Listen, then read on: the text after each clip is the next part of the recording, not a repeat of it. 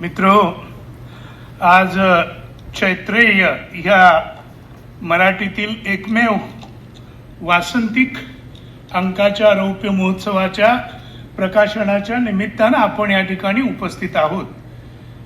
या ठिकाणी उपस्थित असलेले माननीय सांस्कृतिक मंत्री आशिषजी शेलार आणि मंचावरील सर्व अधिकारी व्यक्ती आणि माझ्या रसिक मित्रांनो, चैत्र महिना असा असतो की जुन्या खोडांची पालवी झडावी लागते आणि नवीन पालवी यावी लागते आणि नवीन वारा वाहणं हे अपेक्षित असतं.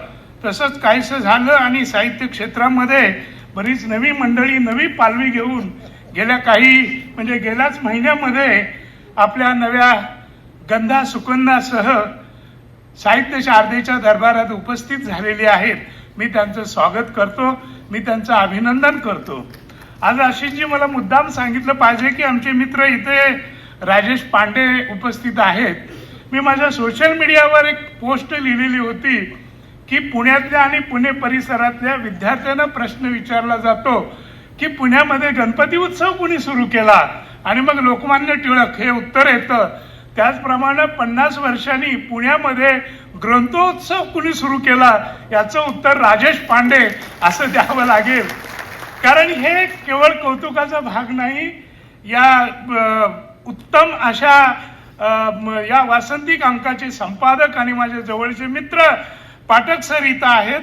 आणि पाठक सर आम्ही परवा दिवशीच दिल्लीच्या साहित्य अकादमीमध्ये बसलो असताना विविध भाषेतले जे लेखक एकत्रित होते, तिथे ग्रंथ महोत्सवाचा विषय निघाला. त्यावेळेला त्यांच्यात अशी चर्चा चालली होती की भारतातला सर्वात मोठा ग्रंथ महोत्सव जो दिल्लीत भरतो त्याला 1-2 वर्षामध्ये पुण्याचा महोत्सव मागे टाकेल ही परिस्थिती आहे. म्हणजे एवढ्या उत्तम पद्धतीनं एखादा कार्यकर्ता, एखादा ध्येयवादी पुरुष पुढे गेला की तो काय करू शकतो याचं उत्तम उदाहरण आहे. आणि म्हणून मी त्यांचं कौतुक करताना मी पुण्यात 1-2 ठिकाणी म्हणालो होतो की जे काम 100 देशपांडे करणार नाही ते एकटा पांडे करू शकतो. आणि परवा त्यांनी गेल्या महिन्यात मला गमतीनं फोन केला आणि ते म्हणाले, विश्वासराव तुम्हाला तुमचे शब्द बदलावे लागतील. फक्त देशपांडे नव्हे, समोर अनेक जोशी कुलकर्णी असले तरी माझा स्ट्राईक रेट हाच आहे. त्याबद्दल मी त्यांचं अभिनंदन करतो. खरंच चैत्र महिना म्हणजे वासंतिक अंकाची जर परंपरा सांगायचं झालं तर माझ्या माहितीप्रमाणे एकेकाळी पुण्याचा जो सर्वात मोठा गाजलेलं वर्तमानपत्र होतं तरुण भारत, या तरुण भारतचा वासंतिक अंक निघायचा आणि तो 4-5 वर्षे निघालेला होता. आणि मी स्वतः विश्वास पाटील हे वासंतिक अंकाचं प्रॉडक्ट आहे, कारण माझी पहिली कथा ही वासंतिक अंकामध्ये प्रकाशित झालेली आहे. आता वसंत ऋतू म्हटलं म्हणजे मग अनेक गोष्टी आपल्याला नेहमी आठवतात. तर त्याच्यामध्ये श्रीरामाचा जन्म सुद्धा याच काळामध्ये झालेला आहे. विद्याताई माडगुळकरांची एक आठवण सांगितली जाते की ज्या वेळेला गीत रामायणामध्ये माडगुळकर श्रीरामाच्या जन्माचा प्रसंग लिहित होते आणि सहजगत्या त्यांच्या मुखातून असा चैतन्याचा शब्दाचा झरा व्हायचा, पण प्रभू रामाच्या बद्दल काय जन्माबद्दल लिहावं हे त्यांना सुचत नव्हतं. त्यावेळेला विद्याताई म्हणाले, असं का होतंय तुमचं? तर ते म्हणाले, अहो तुम्हाला कल्पना नाही, मी प्रभू रामचंद्राच्या जन्माचं गीत लिहितो आहे, अण्णा माडगुळकरांच्या नाही. आणि दुसऱ्या दिवशी त्यांनी जे गीत लिहिलं त्याच्यामध्ये चैत्र मास त्यात शुद्ध नवमी ही तिथी, 2 प्रहरी काग शिरी सूर्य थांबला, राम जन्मला हे सुंदर काव्य त्यांनी लिहिलेलं आहे.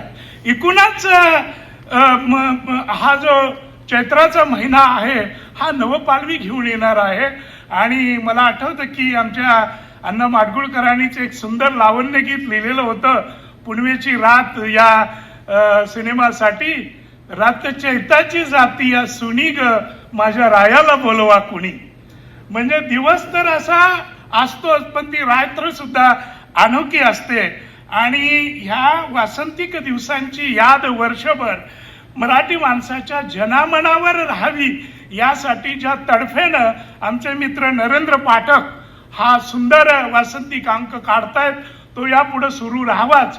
पण सर, किमान महाराष्ट्रामध्ये 7 ठिकाणी तरी वासंतिक अंकाची ही परंपरा सुरू व्हावी असं मला वाटतं. कारण हे एक नव लेखकांसाठी महत्त्वाचं असं व्यासपीठ ठरणार आहे. आज मोठा मला आनंद वाटतो की आमच्या साहित्य परिषदेमध्ये योगेश जी आलेले आहेत, योगेश सोमन आणि माझा जरा वेगळा परिचय आहे की पानिपतावर जे नाटक लिहिलेलं होतं पानिपतचं रणांगण, त्याचे काही प्रयोग त्यांनी केलेत आणि भाऊसाहेब पेशव्यांचा रोल त्यांनी केलेला आहे. मला असं वाटतं की लेखक हा लिहून जातो, संहितेतले शब्द हे लेखकाचे असतात, पण एखादा अभिजात नट असा मिळावा लागतो की त्या संहितेतल्या शब्दांना उंची देतो, एवढी मोठी उंची देतो की आभाळातील चंद्र चांदण्यांचे घोष खाली येतात. असा काही अनुभव मला योगेशजींनी भाऊसाहेब रंगवताना दिलेला होता. आणि श्रीमंत तुम्ही पण काय गाठलात हा मुहूर्त, हे स्वागत त्यांनी ज्या वेळेला म्हटलेलं होतं ते सुंदर शब्द आणि तो अनुभव मी विसरलेलो नाही. तर या कार्यक्रमाच्या निमित्तानं काल रात्री मी बेंगलोरमध्ये होतो, पण शेवटी 12:30चं एक लेट झालेलं फ्लाईट मिळालं आणि त्यामुळं माझ्या मित्राचा कार्यक्रम मला चुकवता आला नाही. मला इथं हजर राहता आलं, हे मी माझं भाग्य समजतो. मराठी गीतं तीच असतात, संगीत तेच असतं, पण त्या संगीतातली सुरावट आणि अनवटपण सांगणारी अधिकारी माणसं असावी लागतात आणि ते काम आज मृदुलाताई करतायत आणि ते ऐकण्यासाठी तुमच्या एवढा मी सुद्धा उत्सुक आहे. आणि मराठी साहित्य शारदेची पालखी ही अशी पुढत जाणार आहे आणि विशेषतः मराठी साहित्य संस्कृतीला नजीकच्या काळामध्ये फारसा काही धोका मला संभवत नाही, कारण या खात्याचे मंत्री आशिष शेलार आहेत आणि शेलार हे आडनावच शिवकाळातलं असल्यामुळं ते आपली तलपती तलवार अशीच चमकती ठेवून मराठी साहित्य शारदेचं आणि संस्कृतीचं संवर्धन करतील. आणि या पुढच्या काळामध्ये नरेंद्र पाठक आणि त्यांच्या चैत्रेयाला आणि या चंद्रमणाला सोन्या मोत्याचे घड आणि घोष येवोत अशी अपेक्षा मी व्यक्त करतो आणि आपली रजा घेतो.